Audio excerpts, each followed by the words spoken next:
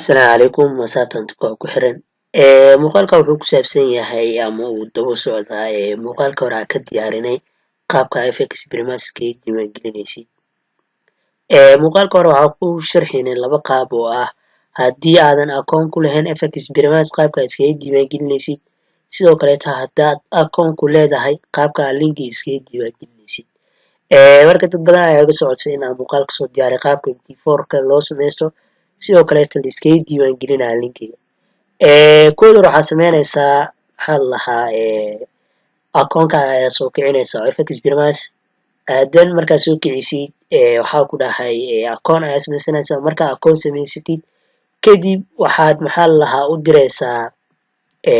bashqadan ayaa u diraysaa gmailka oo maxaa la lahaa fx brimas support@fxbrimas.com gmailkaas ayaa u diraysaa bashqadan ku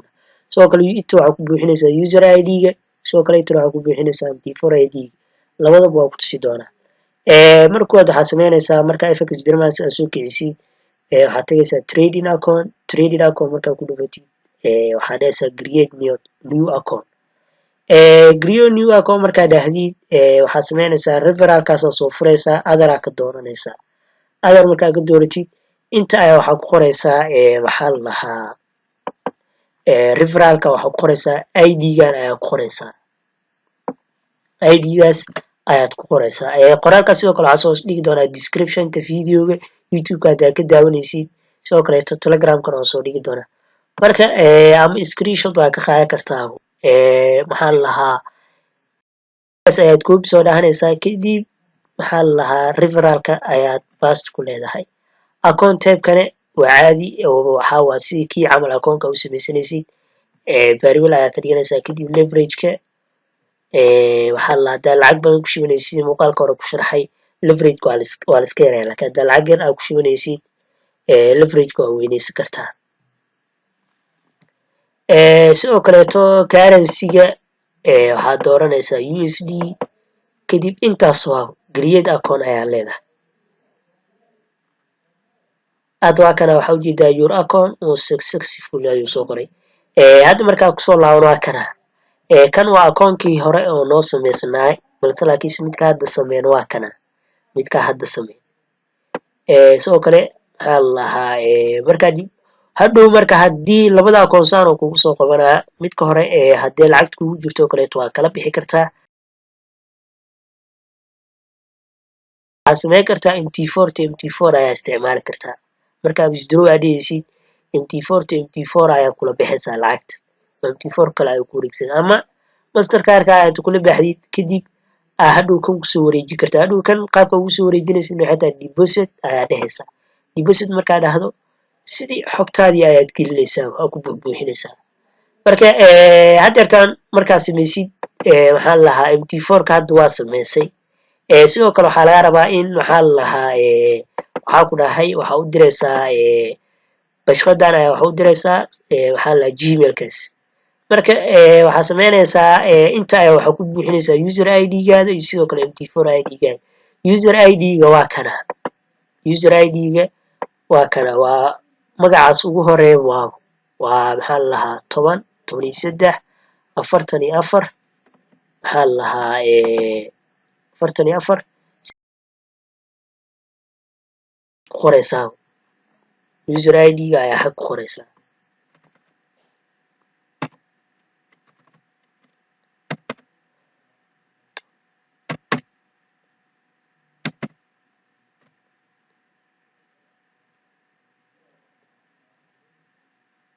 kadib user id-gaada markaa qorto sidoo kale mt4 id-gaada ayaa inta ku qoraysaa oo waa kana mt4 id-gaada mt4kan aad gelinaysidna waa midka aa hadda samaysay midka hadda sameeyey waa kana kan waa midka hore noo samaysnaa laakiinse kan dambe waa midka hadda sameeyey copy ayaa dhahanaysaa mt4 copy markaa dhahdid inta ayaa bast ku leedahay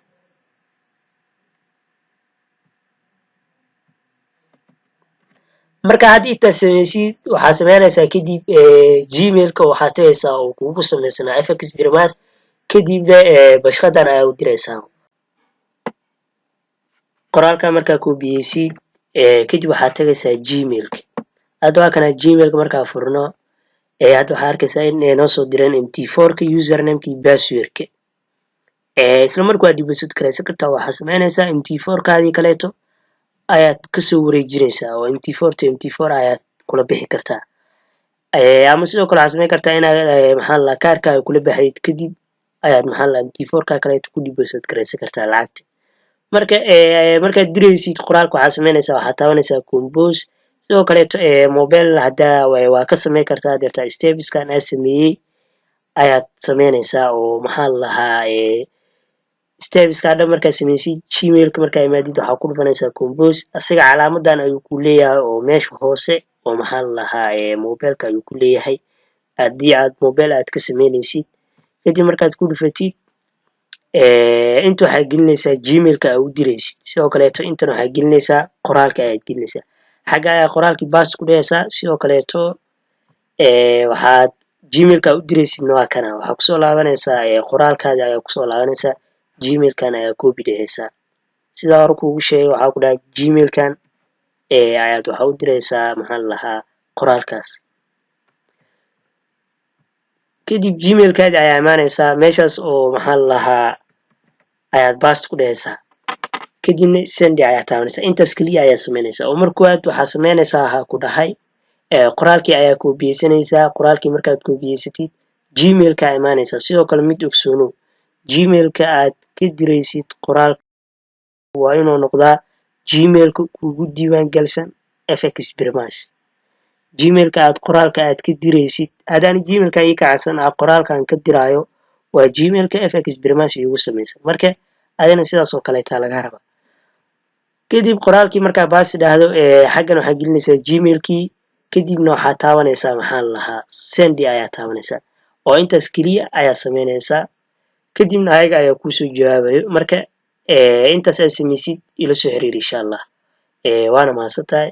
sidoo kale haddii aad channelka cusubtaa subscribe saar muuqaalkan like saar si ay noo noqoto dhiirigelin. waana mahadsantahay.